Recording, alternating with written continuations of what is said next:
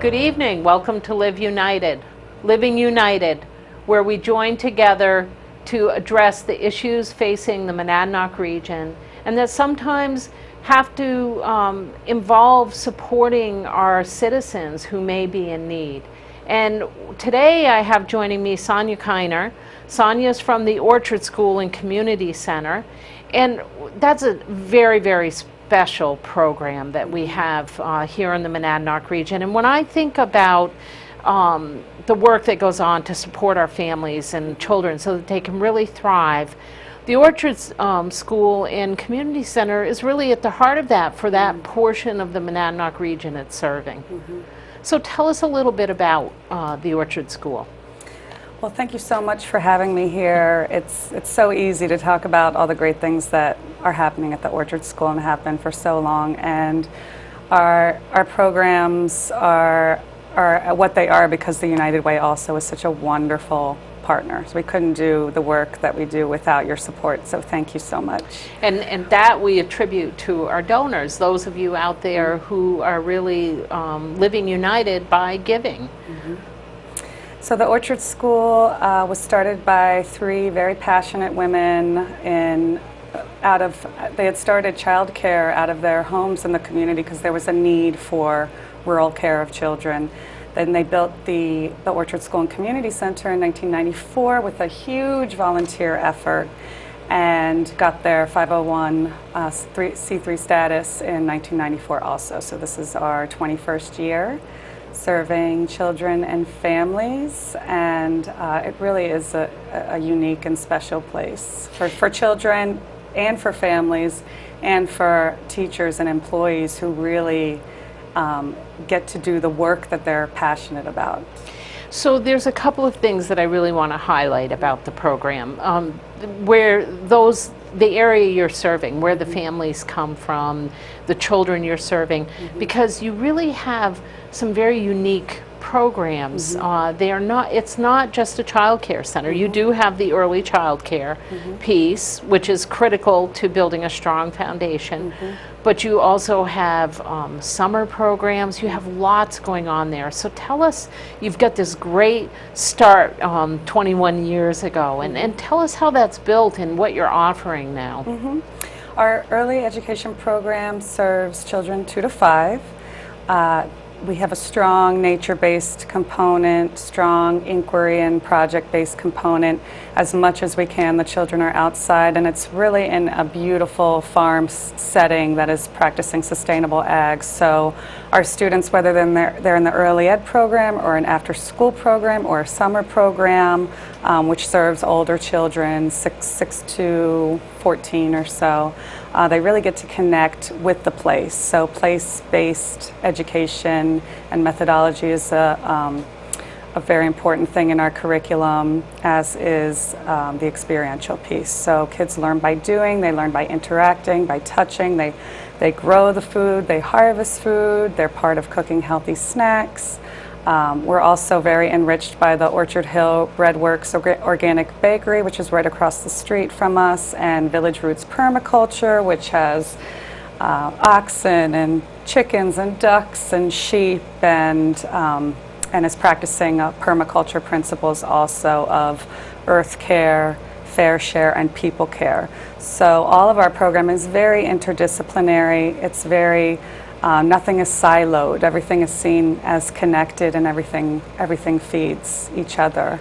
And that interdisciplinary approach, I think, is so important in this day and age of education, where we have very much siloed and have a type of factory model education since the Industrial Revolution.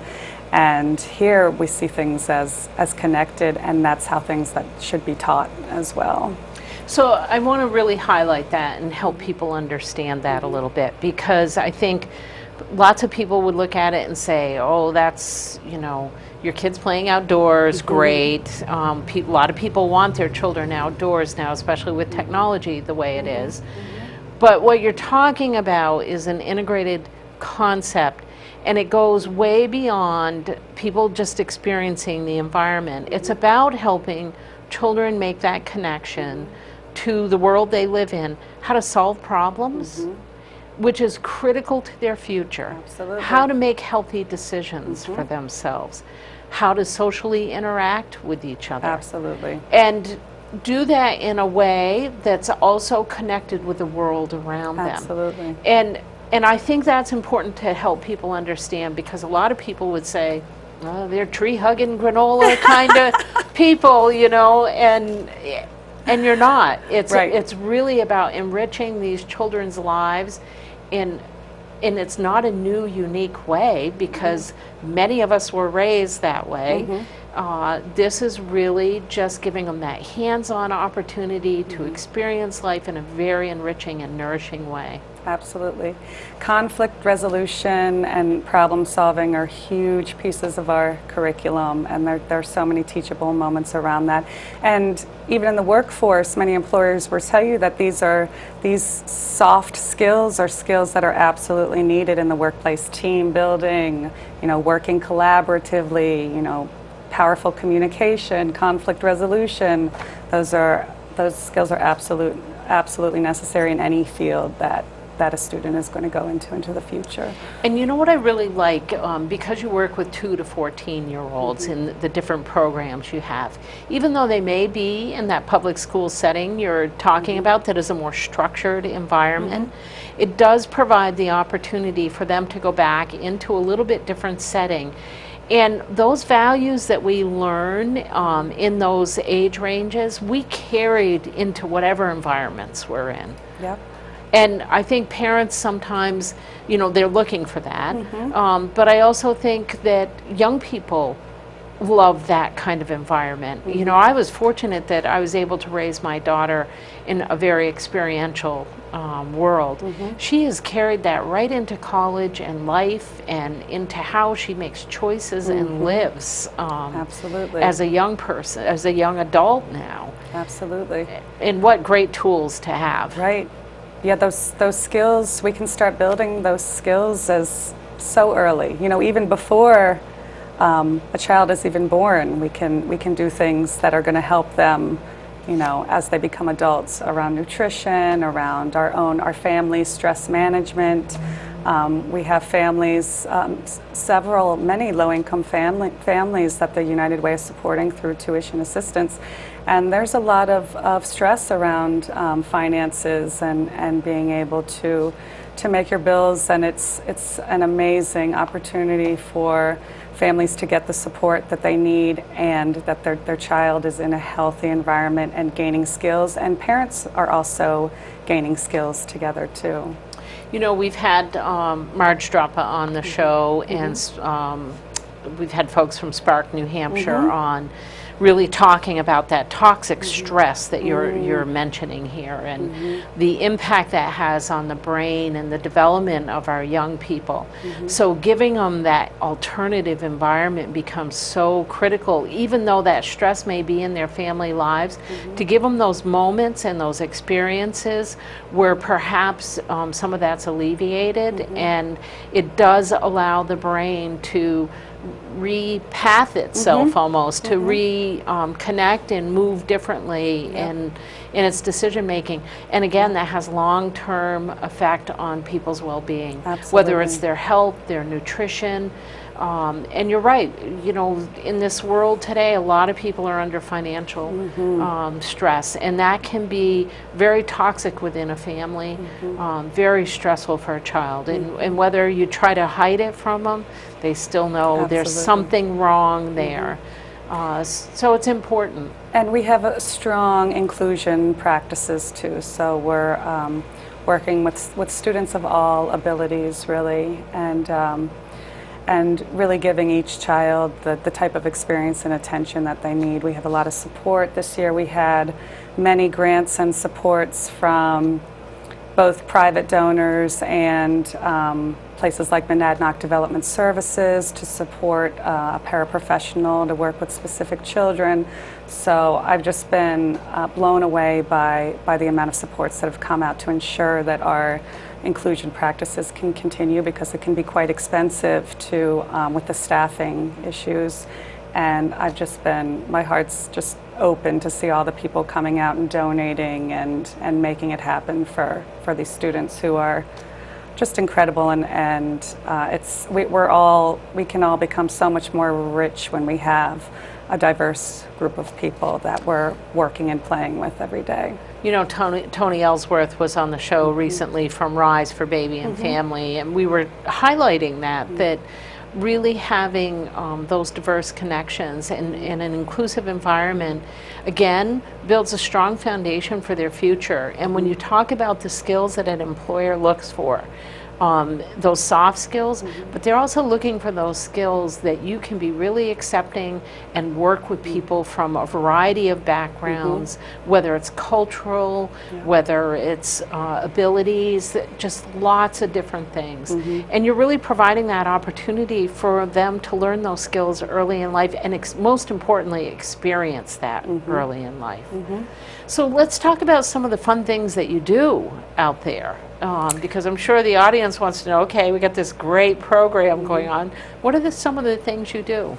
So right now, for example, our summer program is going on, and we've had farm camps and forest camps and comics camps since 2002. Merrick Bennett, who is a New Hampshire-based artist, cartoonist, musician, incredible person, has been teaching students how to make their own comics. That's always a huge highlight for everybody.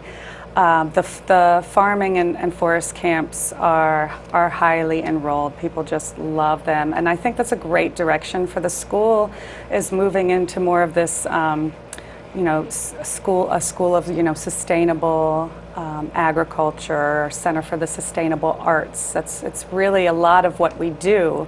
And now we just, I think, have to name that is what we can specialize in. Food justice, some of those things that are so important that the people in that community have been living since the 70s. And now we get to benefit from all the beautiful organic orchards and such that provide for the school. We have our Sankofa camp going on right now, which is our Sankofa family, we call them, from Baltimore. This is their 21st year coming to the Orchard School. Last week they taught djembe drumming and some traditional West African art pieces. They made their own shields and masks, and their performance was just incredible. The kids are so into the drumming. This week is our performance week. We're getting ready for our big performance at the Bellows Falls Opera House this Friday, the 7th at 7 o'clock. So the community is just filled with the sound of the drum, and everybody's preparing their tie-dyes and preparing their performance, which is a African tale, storytelling also. So this time of year, as always, it's just so alive on the farm, and people love it. Families come back year after year after year to experience it.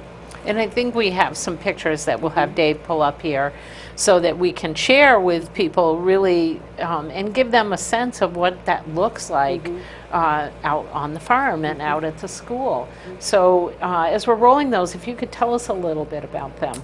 This is our early ed students. They are connecting right to their own edible schoolyard. We have raised beds right in the schoolyard, so you can often see students grazing on peas and such as they walk by. Here, 3 students are drying calendula. So for instance, we just had a farm camp for older kids called Food, Fiber, and Fun. And students, put a little booklet together, and they worked with different medicinal flowers and dyes, and they make their own salves and things like that. These are 2 children in our early ed program. We do a lot of tree climbing.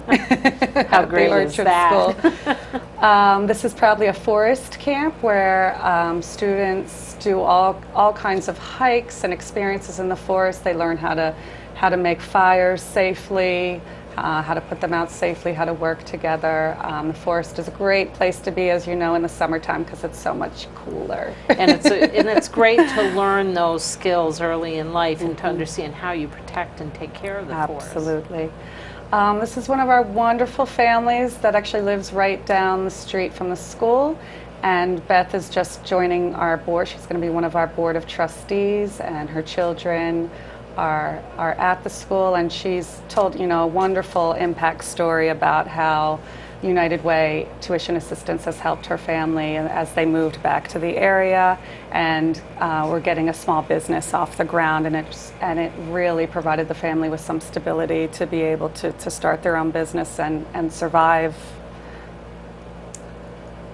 This is one of our he's our poster child, the Orchard School poster child. He's been coming to the school many years. Here he is eating strawberries. I did one ad where he's eating an apple, and then I caught him here also eating strawberries this season. He's part of our after-school program, and they get to eat a lot of goodies. This is also part of our after-school program, connecting with the ducks on the farm. They do a lot of work with the farm animals. This is a child in our early ed program, and a big thing that has come up at our United Way meetings is around evaluation and measuring impact, and I like to try to do some of those things in a creative way as a photographer and someone who really likes to collect stories and interview people. So these are some quotes from the children themselves, ages 2.5 and 4. I like drawing, I like painting. The arts are very important. We use the arts in all of our programming.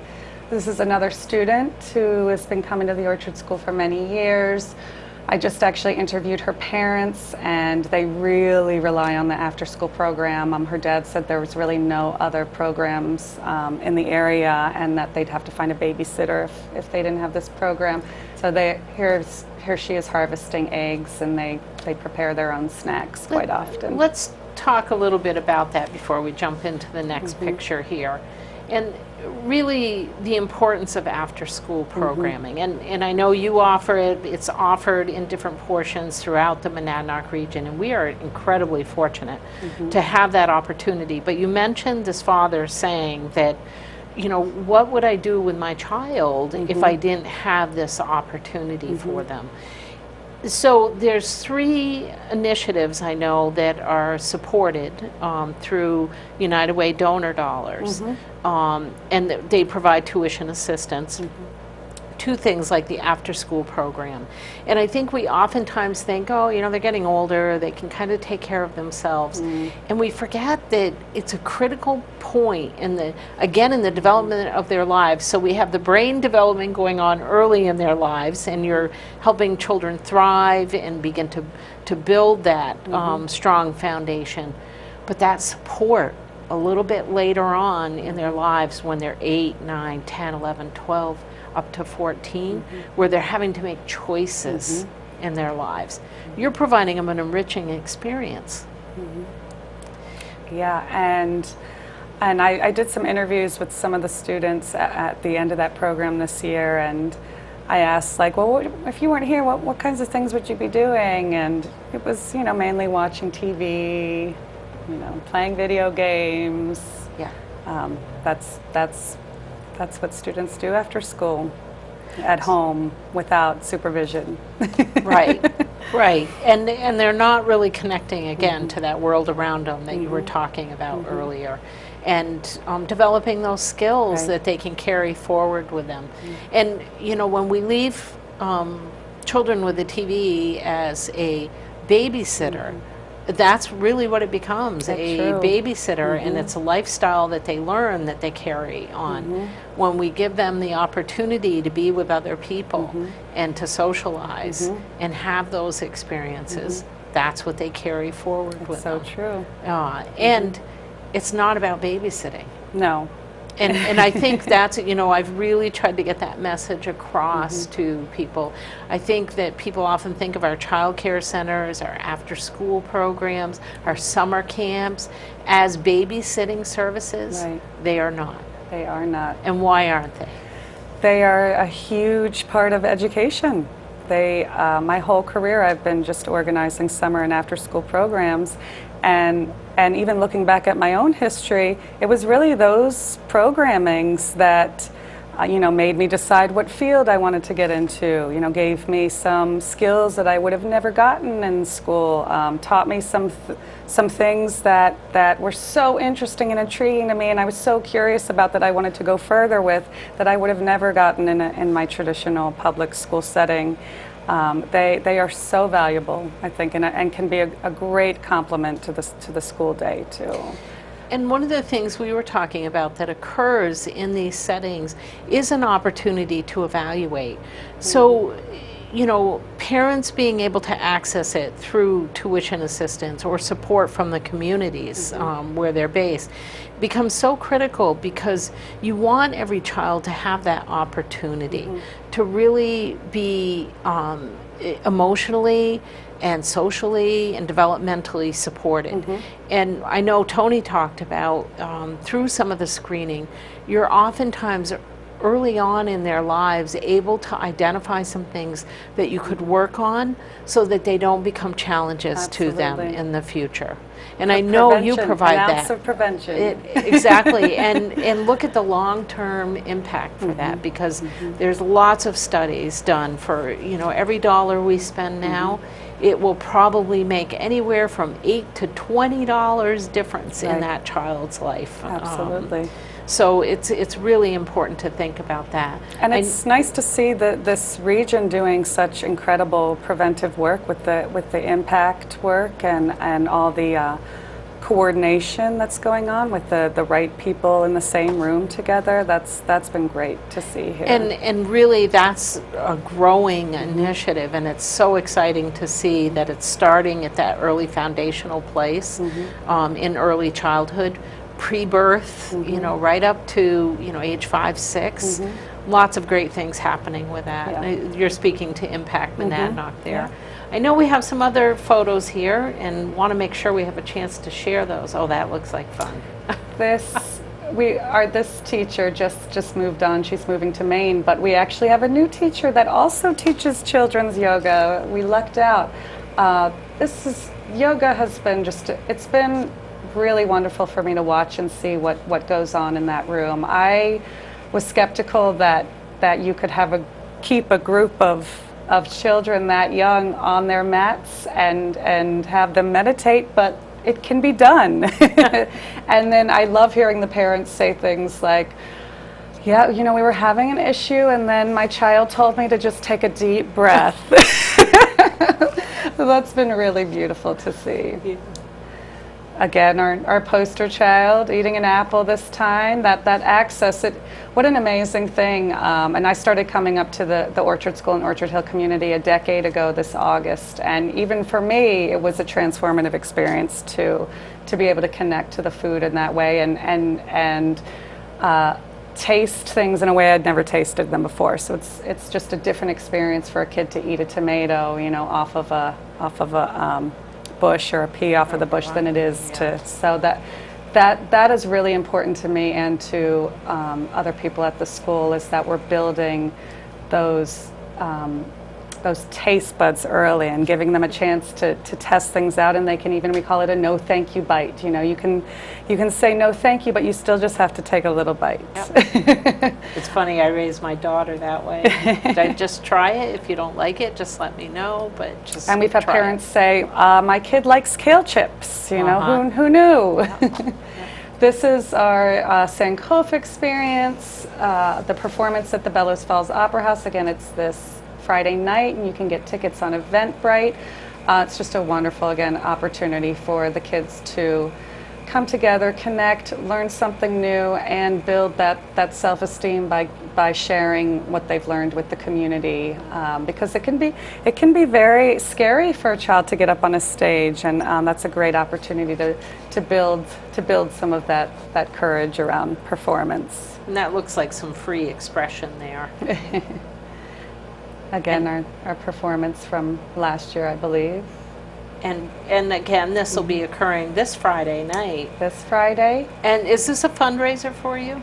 It is. I mean, we have to raise, for our summer program, the cost of tuition is only maybe 35 to 50% of what the actual program costs.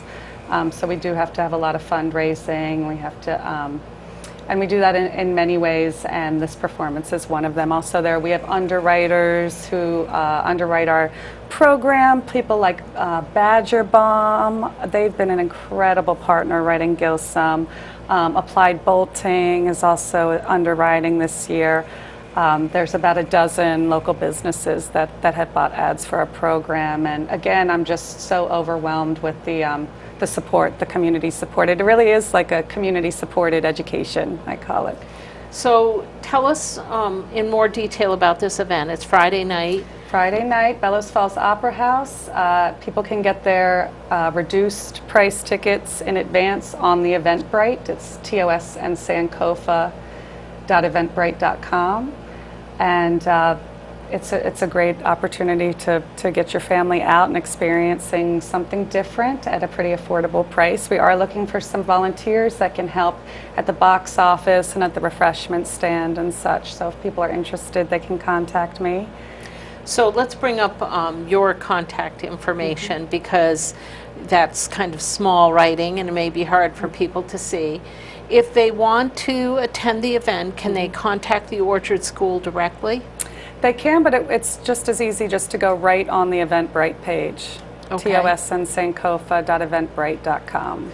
So TOS is the important thing to remember for Eventbrite, it sounds like. But they can reach out to the Orchard School, and I believe we're showing the phone number right now so that people can contact you. Yes. And you also have a website, I believe. We do. And how would people contact you over the website? There's a contact page, and all of our emails are there. And is that at orchardschool.org? Yep. Sonia.Kiner@theorchardschool.org is my email. So there are a few ways they can reach out, and bottom line, if they forget how to reach out, they can also call the United Way, and we'll get them directed to you. And theorchardschool.org is our website. Now, the other thing is, so you have this great event coming up, your kids are experiencing this enriching experience. If parents wanted to be able to access the program, how would they go about doing that? Which program specifically? Well, any of them. Okay, so we're doing enrollment right now for our early education program. We have some openings, and we're really excited about where that program's going right now. It's really gaining some strength. We have a great early education director. We have a great new hire that's very experienced, and we have some room for early ed, so that's 2 to 5. They can call the school. There's materials online to apply. And they can apply if they need tuition assistance. There is a package where they can apply for tuition assistance through the Monadnock United Way. And through the state as well. Right, yes. So some people will be state eligible for tuition assistance. Yes. And I believe that the donor dollars that are dedicated through the United Way to the Orchard School help those families who may fall a little bit outside of that or may need a little bit more. Absolutely. So important work that donors out there that you do. But there's also opportunities for volunteering both this Friday night. Is there opportunities to volunteer or share a skill with the students out there? Sure.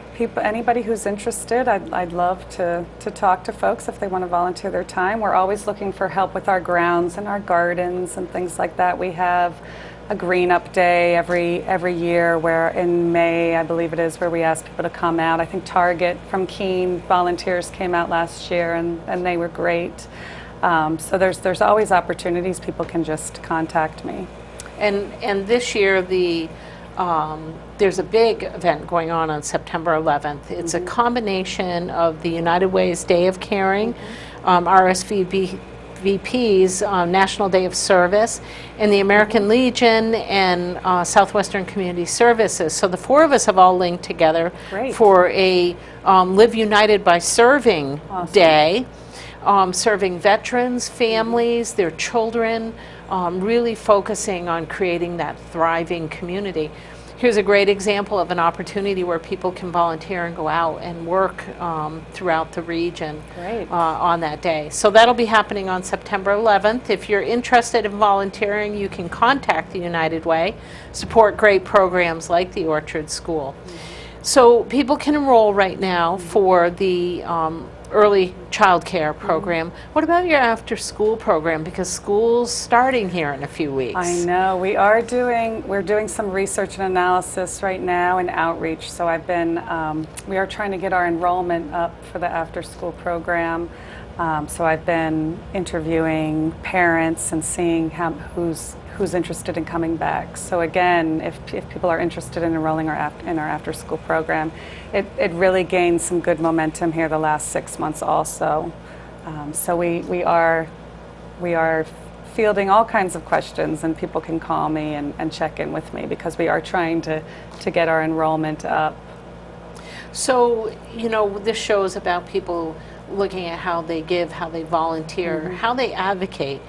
And that's another opportunity, is to really advocate for these young people and their families, whether you're doing it at a local level or at a state level. But we need advocacy. We are facing some significant cuts. That you mentioned Monadnock Developmental Services, that they really were able to support you in serving and really having an inclusive program, because you were able to bring in paraprofessionals to really work with the students who might need that extra support. That happens to be one of the programs facing a tremendous cut. Any of the programs that are providing services to people with disabilities are really on the chopping block at the state level. So an opportunity for people to advocate. When you're talking about programs like yours, where young people have that opportunity, we're potentially taking that opportunity away from them. What are you doing in terms of advocacy? Well, I think we could be doing more. We have a really engaged summer program director and co-founder, Eleanor Albers, who is always out there advocating for families and communities and specific students. So she's a great resource when it comes to advocacy. But I think we could totally be doing more. I'd love to do some coalition building around that. And if we need to write letters or go to the state offices, then we would be happy to be in support of that, because it's really incredibly important. I mean, like I said, our whole community is enriched by the inclusive setting that we're trying to create, and ensuring that all students, no matter what their ability or financial situation or race or sexual orientation, has an equal place at the table and has access to uplifting programming. So that's something that I've been working on in my own career. I've done a lot of work around social justice and economic justice and food justice and the intersections of those pieces.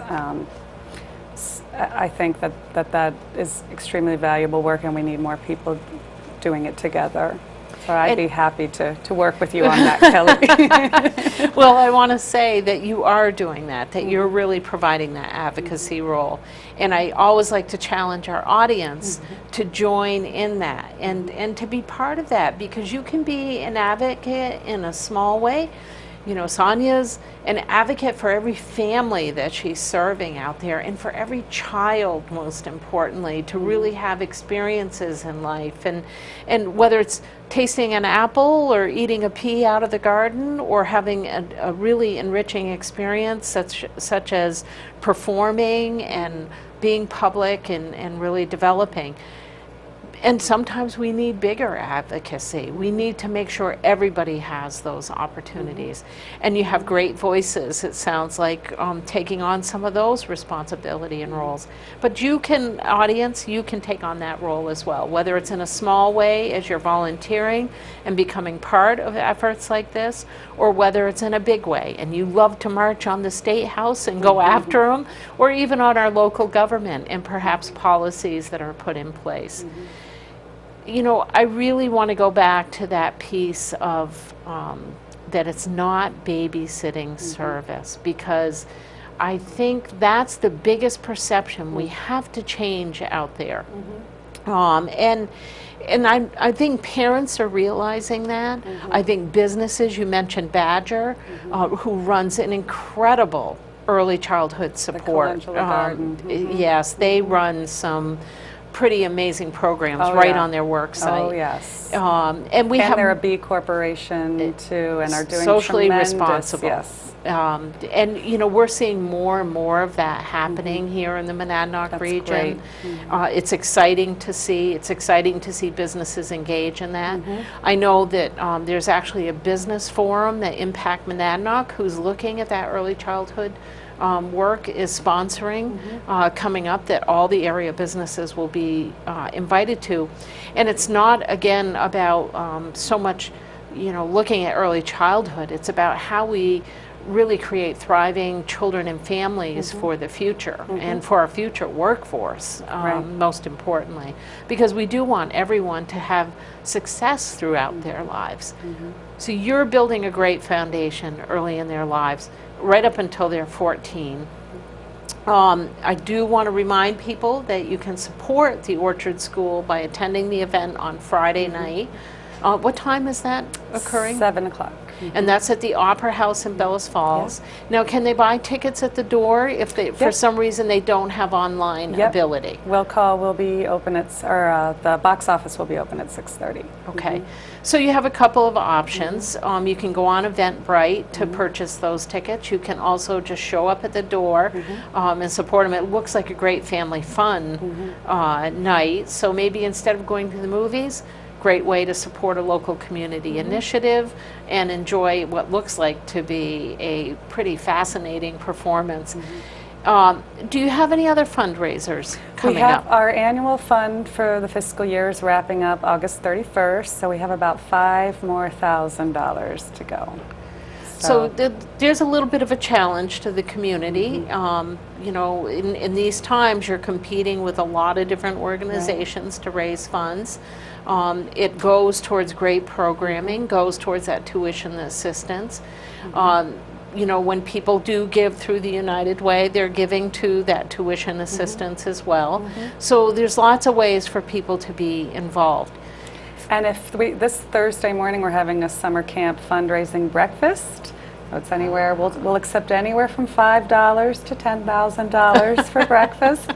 But it's all farm fresh. You know, I'm doing the cooking, a farm fresh frittata. We have Orchard Hill Breadworks organic bread, and you know, cold brewed coffee with maple sugar. So I encourage people to come on out for that breakfast this Thursday at 9. So that's at 9 o'clock right out at the school, the Orchard School. Yep, and the Orchard Hill Breadworks Pizza Pavilion. Oh, nice. So can you give people the address of that Sure. location? Our address is 114 Old Settlers Road in Alstead, 03602. So if you're looking for a great breakfast, perhaps a little team building for your organization, might be a nice time to go out there, experience not only a nice breakfast, but a super environment to be in, and just get away from the office. Yeah, we had everybody went around and gave some testimonials about their experience with summer camp, and there were tears. People are really have had some transformative experiences. And that's wonderful to see. It really is, and it means so much in terms of them growing up and growing healthy. So, Sonia, do you have any last things you want our public to know? Any thoughts about your programs, about the work going on out there in the Monadnock region? I just want to say thank you. It's been really an incredible year seeing how connected people are in this region, and the work that's going on in this region, especially around the early childhood development work. And I just want to say thank you to all of our donors and our businesses, our underwriters, and to the United Way for really supporting the families in our communities. And before we leave, I always like to ask, is there a personal story about someone you served? You had your poster child up on the screen earlier.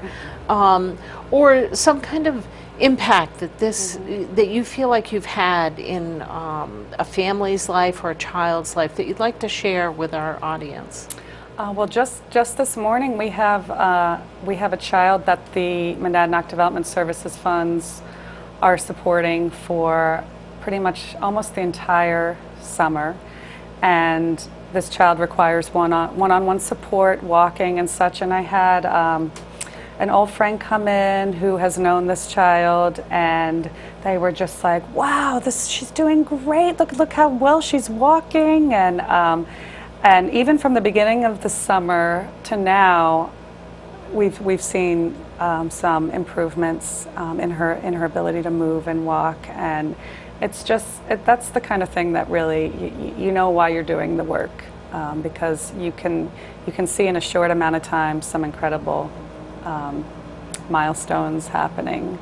And she's pulling us along now, so that's pretty wonderful to see. But there are so many stories.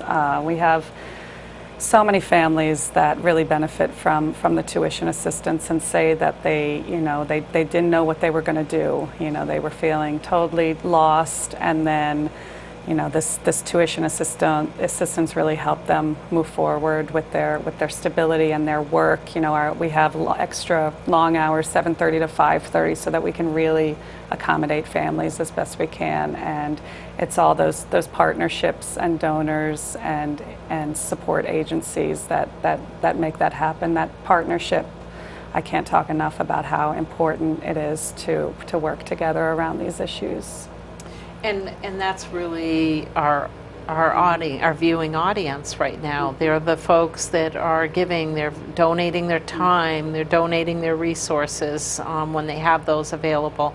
And I oftentimes say to you, if you can't afford to give financially, you can give with your time. Is of great value in volunteering. And being an advocate. So there's other ways you can participate, there's other ways you can give, there's other ways you can live united. And I want to thank you, Sonia, for joining me today, because it's such a wonderful program. Really want to get people out there on Thursday and Friday supporting you. It's such a great initiative to give to, and and you're going to get a great breakfast, or you're going to have a great night of performing and have some fun. So if you're an individual, if you're a family, get out there, support the Orchard School. If you can't support them in that way, think about how you can volunteer, how you could be an advocate for early childhood, after school, summer camp programs, but really be part of Living United. I want to thank Sonia for joining me. I want to thank you for joining us, and I want to remind you, please live united by giving, by volunteering, and by advocating.